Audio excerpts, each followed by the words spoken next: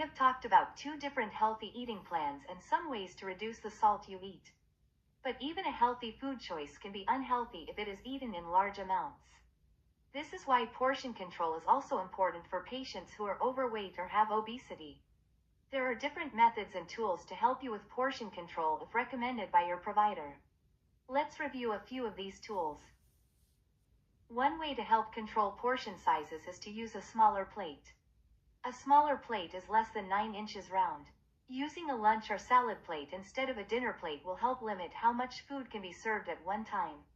You can improve on this further by limiting yourself to eating only 1 plate of food at a meal. Another tool for controlling food portions is to use objects that remind you of healthy-sized portions. Imagine the size of a baseball for the serving size of vegetable or salad portions, 1 cup. A serving of rice or pasta, ½ cup, is the same size as a computer mouse. A 3-ounce portion of cooked meat looks like the size of a deck of cards. The fat or oil portion, 1 teaspoon, of the meal is about the size of a dice. Your hand can also be used to judge portion sizes. 2 to 3 ounces of protein is about the size of the palm of your hand. A ½ cup serving of rice, corn, or non-starchy vegetables is the size of your cupped hand. A serving the size of your fist is equal to a 1-cup serving. Other options would be to weigh food using a food scale or to measure it using measuring cups. Serving sizes are listed on the food's nutrition label. True or false? Using a smaller plate, limiting meals to 1 plate, using objects that remind you of healthy-sized portions, and weighing and measuring foods are all tools to help control portion sizes. True. This is true. Using a smaller plate, limiting meals to 1 plate, using objects that remind you of healthy-sized portions, and weighing and measuring foods are all tools to help control portion sizes. By managing what you eat, you can affect one of the biggest issues we have here in the US. That is being overweight or obese. Blood pressure often increases as weight increases. Being overweight can also make breathing when you are asleep harder. This might be sleep apnea and can add to an increase in your blood pressure. Weight loss is one of the most effective lifestyle changes for controlling blood pressure. If you are overweight or have obesity, losing even a small amount of weight can help reduce blood pressure. Eating healthy, well-balanced meals is good for your physical health and provides the energy needed to perform at your best. Limit sodas, sweetened drinks, and alcohol, and replace those drinks with water. It is time for your medication check. Last week, how many days did you take your medication as directed? I'm not on medication. 0 minus 5. Please tell us why you didn't take your medications as instructed. I'm not on medication. Other reason. Discuss these concerns with your provider. There may be other options for you. The next session will discuss how to shop with a purpose so you make better food choices.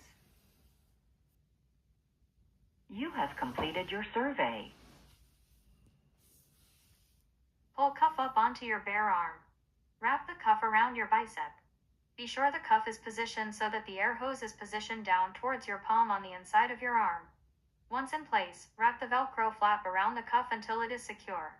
Be seated and have your arm resting on a flat surface, then press the start button.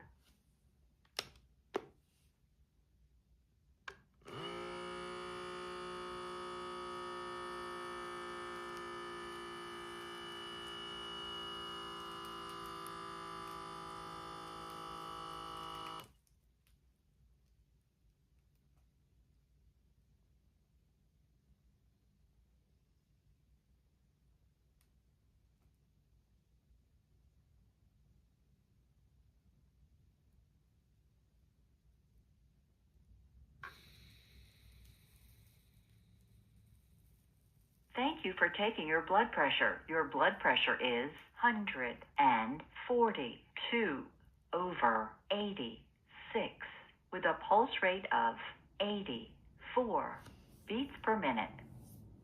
Okay, ate something I shouldn't have yesterday. You have completed your session. Ate too late. Hello. Christy. What would you like to do? My readings. Well, at least it is down 7 points from yesterday. But you see, Tuesday was a spike. We're all the way back to Sunday. So Sunday, I was at a 141. That morning, a couple hours later, I came down 10. Diastolic was high. Pulse was good. Pulse was good. Diastolic was still high here. Monday, spiked up 6 points. Why did I take it back to back like that? Don't recall. But anyway, spiked 6 points. Still high. Pulse was high. Even did again later Monday afternoon. Something was going on. Spiked up 1 point. Diastolic was lower. Pulse was lower. On Tuesday, spiked up 6 points that morning. Pulse was good. Diastolic was bad. Tuesday evening, came down 3 points. Diastolic came down. Pulse was high. Wednesday afternoon, systolic was up 8 points, Diastolic down 2. Pulse down 8. Now, for Wednesday from Tuesday, I'm sorry. That's the difference, 8 points difference. Diastolic down 2, pulse down 8. Now, Thursday morning, I'm down 7 for my systolic, down 1 for diastolic, up 7 for my pulse. I believe my pulse is probably still revving because I have this compression on from working out. So,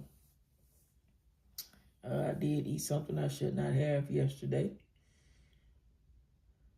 I believe what saved me from this spiking up is celery juice. I juiced some celery juice. And this morning, after my workout, I also juiced 4 celery stalks, lemon, onion, lime, lemon, orange, lime, ginger, and a touch of apple cider vinegar. So I believe that's what helped bring that down 7 points. The pulse is still up, because I got this compression on.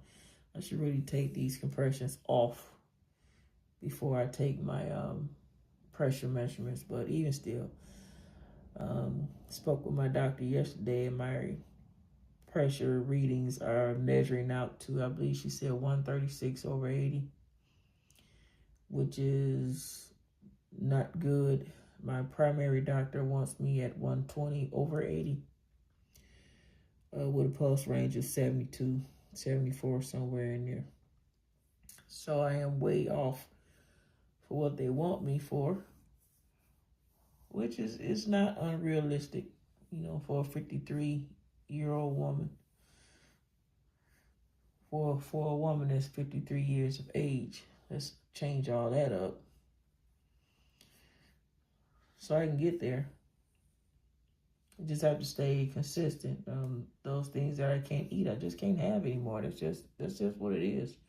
Just can't eat that stuff anymore. Not even sparingly or randomly. Just can't have them. Just no good for my system anymore. So,